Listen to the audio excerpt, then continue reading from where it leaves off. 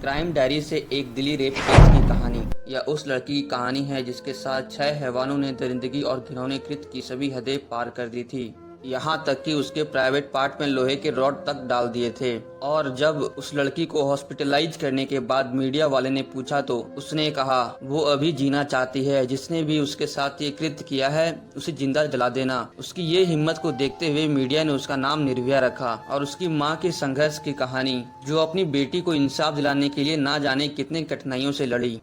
यह कहानी शुरू होती है दिल्ली के द्वारका इलाके से, जहां की एक लड़की पेशे से फिजियोथेरेपी की स्टूडेंट होती है, जो 16 दिसंबर 2012 को शाम तकरीबन 3:30 बजे के आसपास अपने घर से ये बोलकर निकलती है कि वो 2 से 3 घंटे में वापस आ जाएगी। वो अपने दोस्त अवनिंद्र के साथ साकेत के एक famous mall select city walk में लाइफ ऑफ पाई मूवी देखने का प्लान बनाती है। दोनों मॉल आने के बाद मूवी की इवनिंग शो के टिकट खरीदते हैं, जो शाम तकरीबन 6:40 से रात तकरीबन 8:30 तक का था। इधर ये दोनों थिएटर में मूवी एंजॉय कर रहे थे तो उसी वक्त वहां से तकरीबन 7 किलोमीटर दूर एक घर के अंदर 6 लोग शराब पी रहे थे। 6 लोगों में से 4 लोग बस को चलाने का काम करते थे और चारों लोग में से एक बस का ड्राइवर, एक कंडक्टर और 2 हेल्पर था। दारू पीने के बाद ये सभी लोग बस में घूमने का प्लान करते हैं और मौज मस्ती के लिए ये सभी 6 लोग बस में बैठकर निकल जाते हैं। तकरीबन 8:30 बजे के आसपास ये सभी लोग मुनिरका के सब्जी मार्केट पहुंचकर खानपुर की आवाज लगाना शुरू कर देते हैं। तो एक रामाधार नाम का व्यक्ति बस पर चढ़ जाता है, जो मुनिरका में ही एक लकड़ी की दुकान में बढ़ई का काम करता था। बस के खुलने के कुछ मिनटों बाद ही ये बस खानपुर नहीं बल्कि नेहरू प्लेस जाने की बात बोलते हैं। उनकी ये बात सुनने के बाद रामाधार उस बस से उतरने लगा, मगर इससे पहले कि वो इस बस से उतरता उन लोगों ने वापस उस बस में खींच लिया और उसके पास से मोबाइल और 1500 रुपए छीनने के बाद एक फ्लाईओवर के पास उसे बाहर धक्का दे दिया और फिर वहां से बस को भगाकर ले गए। इधर जब ये 6 लोग रामाधार को लूट रहे थे तभी उधर तकरीबन रात 8:30 बजे वो दोनों लड़की और उसका दोस्त मूवी देखकर थिएटर से बाहर आते हैं और घर जाने के लिए ऑटो की तलाश करने लगते हैं। लेकिन रात होने के कारण कई ऑटो वाला जाने से मना कर देता है। जो तैयार भी होता है वो पैसा बहुत ज्यादा बताता है और जब वो लोग ऑटो वाले को मीटर से चलने को कहते हैं तो वे मना कर देते हैं। मोल तोल करने के बाद एक ऑटो वाला उन दोनों को मुनिरका बस स्टॉप तक छोड़ने के लिए तैयार हो जाता है। फिर ये लोग सोचते हैं कि वहां से 764 नंबर बस पकड़कर द्वारका चले जाएंगे। वो दोनों 8:45 में ऑटो पर बैठ जाते हैं और ऑटो वाले ने लगभग 10 से 12 मिनट में ही मुनिरका बस स्टॉप के पास छोड़ देता है। तभी वहाँ लगभग 9 बजे एक सफेद रंग की चार्टर्ड बस में से एक आदमी द्वारका और पाला मोड़ चिल्ला रहा था। 764 नंबर बस के देर होने के कारण ये लोग इसी बस पर सवार हो जाते हैं और ये वही बस थी जो वे 6 लोग दारू पीने के बाद घूमने लेकर निकलते हैं। उसमें जो पहले से ही उस बस पर सवार थे उसमें से एक का नाम था राम सिंह, जो कि उस बस का ड्राइवर था। दूसरा राम सिंह का भाई मुकेश सिंह, जो कि उस बस में हेल्पर का काम करता था। तीसरा था अक्षय कुमार उर्फ ठाकुर, जो कि उस बस का क्लीनर था। चौथा पवन गुप्ता और पांचवा विजय शर्मा। ये दोनों बस में तो काम नहीं करते थे पर ड्राइवर राम सिंह के अच्छे दोस्त थे। पांचों लोग एक ही इलाके में रहते थे। जो छठा आदमी उस बस में था उसका नाम था राजू, जो इन लोगों के साथ नहीं रहता था और उसी दिन यानी 16 दिसंबर 2012 के दोपहर में ही इन पांचों से मिला था। खैर ये बस जब मुनिरका बस स्टैंड से निकली तो इसके बाद ये जो लड़की और लड़का थे इन्होंने टिकट मांगी तो उन लोगों ने टिकट को नहीं दिया, पर दोनों से किराए के नाम पर 10-10 रुपए ले लिया। इसके तकरीबन 5 मिनट बाद जब ये बस मलाई मंदिर के पास फ्लाईओवर पर चढ़ी तो उन्होंने बस का दरवाजा बंद कर दिया और बस की लाइट भी बुझा दी। उसके बाद इनमें से 3 लोग इन दोनों के पास आए और इन्हें देखकर भद्दे और घटिया कमेंट पास करने लगे और फिर गाली देनी भी शुरू कर दी। ये सुनकर लड़की के दोस्त को गुस्सा आता है और वो इसका विरोध करने लगता है। तो वो तीनों लोग मिलकर उस लड़के को पीटने लगते हैं। ये देखकर लड़की अपना फोन निकालती है और 100 नंबर पर कॉल करने की कोशिश करने लगती है, मगर वो लोग उसका मोबाइल भी छीन लेते हैं। इसके बाद बाकी के 2 लोग भी अपने साथ लोहे के रॉड लेकर आते हैं और उस लड़की को बुरी तरह मारने लगते हैं। वो लड़की जब अपने दोस्त को बचाने की कोशिश करती है तो वे लोग लड़की को भी मारने लगते हैं। इसके बाद ये लोग उन दोनों के पर्स, मोबाइल और डेबिट कार्ड, घड़ी वगैरह भी छीन लेते हैं। यहाँ तक कि ये लोग इन दोनों के कपड़े भी उतरवा देते हैं। जब ये लड़का उन लोगों के पिटाई से बेहोश हो जाता है तब उस लड़की को बस के पिछले सीट पर ले जाते हैं। तब बारी बारी से वे सभी लोग उस लड़की का बलात्कार करते हैं। इस दौरान वे बस लगातार दिल्ली के सड़कों पर दौड़ रही थी। बीच बीच में बस के ड्राइवर भी बदल रहे थे और चलती बस में से ये 6 लोग लड़की का गैंगरेप कर रहे थे। यहाँ तक कि जब उस लड़की ने अपने आप को बचाने और उनका विरोध करने की कोशिश की तो दरिंदगी का ये आलम था कि उनमें से एक ने उस लड़की के प्राइवेट पार्ट में लोहे के रॉड तक घुसा दिए। तकरीबन 1 घंटे तक उन 6 लोगों ने नोचा, घसोटा और जानवरों से भी बदतर सलूक किया। उन हैवानों ने जिस्म के एक भी हिस्सा ऐसा नहीं छोड़ा कि सही सलामत हो और जिसमें कोई जख्म का निशान ना हो। वो लड़की चिल्लाती रही, बचाओ बचाओ, पर उस ट्रैफिक की आवाज में उस लड़की की आवाज किसी को कानों तक नहीं पहुंचा। उसके बाद जब इन दरिंदों का मन भर गया तब उन लोगों ने दोनों को महिपालपुर फ्लाईओवर के पास चलती बस से बाहर फेंक दिया और तेजी से बस को भगाकर ले गए। इधर ये दोनों दिसंबर के कड़ाके के ठंड में निर्वस्त्र और लहूलुहान पड़े थे। लड़की का दोस्त थोड़े होश में था। वो लोगों से अपने हाथ हिलाकर और टूटे फूटे आवाज में मदद मांगता रहा। तभी एक नेशनल हाईवे टोल प्लाजा पर काम करने वाले राजकुमार को रात तकरीबन 10:10 पर बचाओ बचाओ की आवाज सुनाई देती है। वे अपनी बाइक रोकते हैं और हालात को उस लड़के से समझते हैं। वे भी सुनने के बाद विचलित हो जाते हैं। इसके बाद राजकुमार रोड के दूसरी तरफ के एक होटल से चादर लेकर आए ताकि दोनों के तन को ढका जा सके। उसके बाद उसने 100 नंबर पर पुलिस को कॉल किया। थोड़ी देर में ही तकरीबन रात 10:30 बजे पीसीआर वैन पहुंच गई और दोनों को लगभग 11 बजे दिल्ली के सफदरगंज हॉस्पिटल के इमरजेंसी वार्ड में ले जाया गया। लड़की की हालत देखकर डॉक्टर के भी हाथ पैर फूल गए। लड़की की आंतों की हालत इतनी खराब थी कि डॉक्टरों को भी समझ नहीं आ रहा था कि इसे कहां से जोड़े और कैसे जोड़े।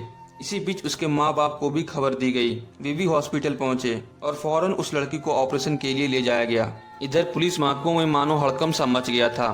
डीसीपी छाया शर्मा खुद हालत का जायजा लेने हॉस्पिटल पहुंची और त्वरित कार्रवाई करते हुए 3 से 4 टीम बना दी। उसी रात अमरिंदर के स्टेटमेंट के तर्ज पर बसंत विहार पुलिस स्टेशन में एफआईआर दर्ज की गई और सबसे पहले इस घटना वाली बस को खोजने का प्लान किया ताकि आगे के लिए कोई सुराग मिल पाए। पुलिस को अमरिंदर बस के डिस्क्रिप्शन में बताया कि एक सफेद रंग की बस थी और उस बस के दोनों साइड पीले और हरे रंग की पट्टी थी। उस बस का पिछला दरवाजा जाम था। बस के आगे वाले पहिए का कवर गायब था और उस बस के ऊपर यादव लिखा हुआ था। फिर पुलिस महिपालपुर के उस बस स्टॉप पर पहुंची जहां उन दोनों को बस से बाहर फेंका गया था। पुलिस ने देखा कि उसकी अपोजिट में काफी सारे होटल हैं और उन सभी के सीसीटीवी को खंगालना शुरू करती है।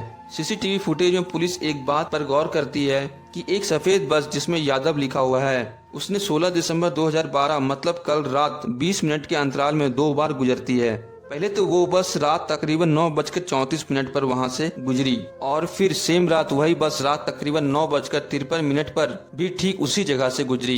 इससे पुलिस को उस बस पर शक हुआ और उस बस की डिटेल्स निकलवाई। डिटेल्स के सहारे पुलिस उस बस के मालिक तक पहुंच गई और वहां से यह पता चला कि यह बस बच्चों को स्कूल से लाने और ले जाने का काम करती है।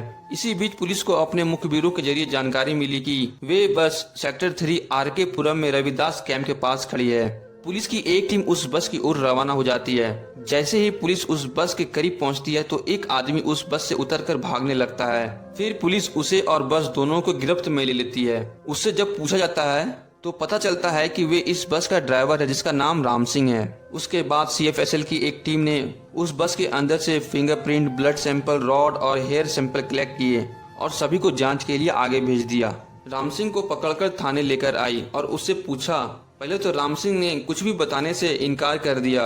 जब पुलिस खातिरदारी की तो उसने सब बक दिया। उसके बाद पुलिस की एक टीम राजस्थान रवाना हुई, एक टीम बिहार गई और एक टीम अगले दिन 18 दिसंबर 2012 को राम सिंह को अपने साथ लेकर दोबारा आरके पुरम के रविदास कैंप पहुंची और फिर उसकी निशानदेही पर दोपहर लगभग 1:15 पर दूसरे आरोपी पवन गुप्ता को रविदास कैंप से गिरफ्तार किया और उसके 15 मिनट बाद लगभग 1:30 पर तीसरे आरोपी विनय शर्मा को भी पकड़ लिया और फिर उसी दिन पुलिस की एक टीम जो राजस्थान गई हुई थी वे शाम होते होते चौथे आरोपी राम सिंह के भाई मुकेश सिंह को भी करौली गांव से पकड़कर दिल्ली ले आई और शाम करीब 6:30 बजे मुकेश सिंह को भी ऑफिशियली गिरफ्तार कर लिया। मगर अभी भी 2 आरोपी अक्षय कुमार उर्फ ठाकुर और राजू फरार चल रहे थे।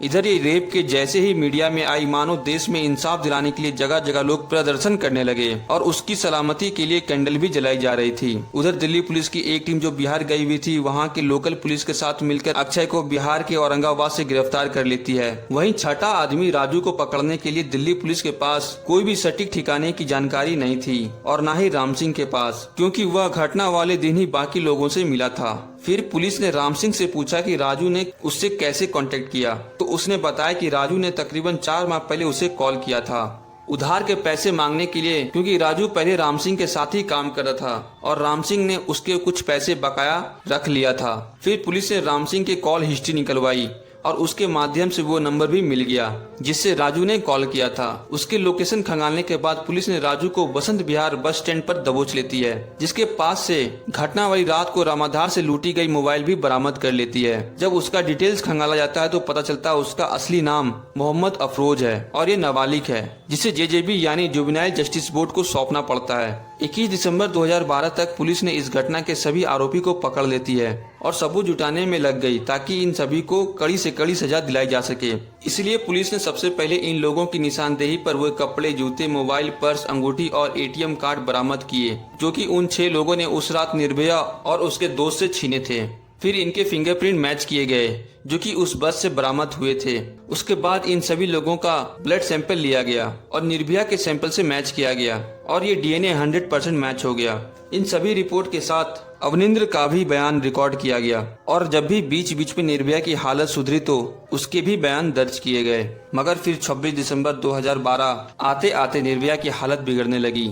उसके शरीर के कई अंगों ने काम करना बंद कर दिया था और पूरे शरीर में इन्फेक्शन भी फैल चुका था। निर्भया की ये हालत देखते हुए ये फैसला हुआ कि निर्भया को दुनिया की बेस्ट ऑर्गन ट्रांसप्लांट में से एक माउंट एलिजाबेथ मेडिकल हॉस्पिटल में ले जाया जाएगा, जो कि सिंगापुर में है। इसके बाद भारत सरकार भी आगे आई और उन्होंने कहा कि निर्भया के इलाज में जितने भी खर्च होंगे उसे सरकार उठाएगी। 27 दिसंबर 2012 को एक एयर एम्बुलेंस के जरिए निर्भया को माउंट एलिजाबेथ मेडिकल हॉस्पिटल में ले जाया गया और उसका इलाज शुरू किया गया। मगर धीरे धीरे निर्भया की हालत और खराब होती गई और 29 दिसंबर 2012 को सुबह 2:15 पर निर्भया ने दम तोड़ दिया। इस बात पर देश की संसद भवन में भी बहस हुई और ये मामला यूनाइटेड नेशन में भी गूंजा। इन सबका फायदा ये हुआ कि महिलाओं की सुरक्षा के लिए नया कानून पास हुआ और 5 नए फास्ट ट्रैक अदालतों की शुरुआत हुई ताकि ऐसे जघन्य अपराधों के लिए दोषियों को जल्द से जल्द सजा दी जा सके। दिल्ली पुलिस ने इस घटना के 18 दिन बाद ही 3 जनवरी 2013 को इन सभी आरोपियों के खिलाफ कोर्ट में 1000 पन्नों की चार्जशीट दाखिल कर दी और फिर साकेत के डिस्ट्रिक्ट कोर्ट में इनके खिलाफ मुकदमा शुरू हुआ। और क्योंकि यह मामला फास्ट ट्रैक कोर्ट में हो रहा था, इससे सुनवाई रोज होने लगी। जब यह मामला कोर्ट में था तो उसी बीच 11 मार्च 2013 को इनमें से एक आरोपी बस ड्राइवर राम सिंह ने तिहाड़ जेल में फांसी लगा ली। बाकी के बचे 5 आरोपियों में से 4 की सुनवाई साकेत कोर्ट में चल रही थी और एक की सुनवाई जेजेबी जस्टिस बोर्ड में, क्योंकि वह नाबालिग था। 31 अगस्त 2013 को जस्टिस बोर्ड ने मोहम्मद अफरोज उर्फ राजू को दोषी माना और जुवेनाइल जस्टिस एक्ट के तहत सिर्फ 3 साल की सजा सुनाई। बाकी के 4 आरोपी मुकेश, अक्षय, विनय और पवन की सुनवाई कोर्ट में चल रही थी। डिस्ट्रिक्ट कोर्ट ने इन सभी 4 आरोपियों को दोषी करार दिया और किडनैपिंग, गैंगरेप और मर्डर के आरोप में सभी को मौत की सजा सुनाई। फिर ये सभी दिल्ली हाईकोर्ट पहुंचे। दिल्ली हाईकोर्ट ने भी लोअर कोर्ट के जजमेंट को बरकरार रखा। फिर ये सभी देश के सबसे बड़ी अदालत सुप्रीम कोर्ट पहुंचे।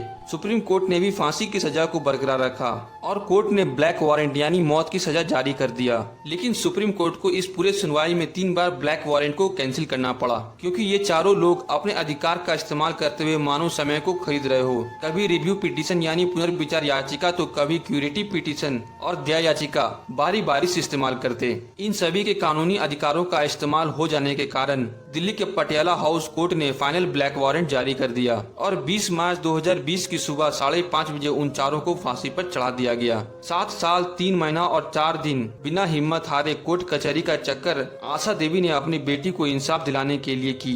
ना जाने कितनी बार उन्हें जलील भी किया गया। अंततः उसकी मां की संघर्ष सफल रही और उन दोषियों को सजा मिल पाया। इस कहानी को लेकर आप लोगों की क्या राय है, कमेंट बॉक्स में जरूर लिखें और इस चैनल को प्यार दिखाते हुए चैनल को सब्सक्राइब जरूर करें। फिर मिलते हैं एक नई वीडियो में एक नई कहानी के साथ। अब तक के लिए धन्यवाद। अल्लाह हाफिज।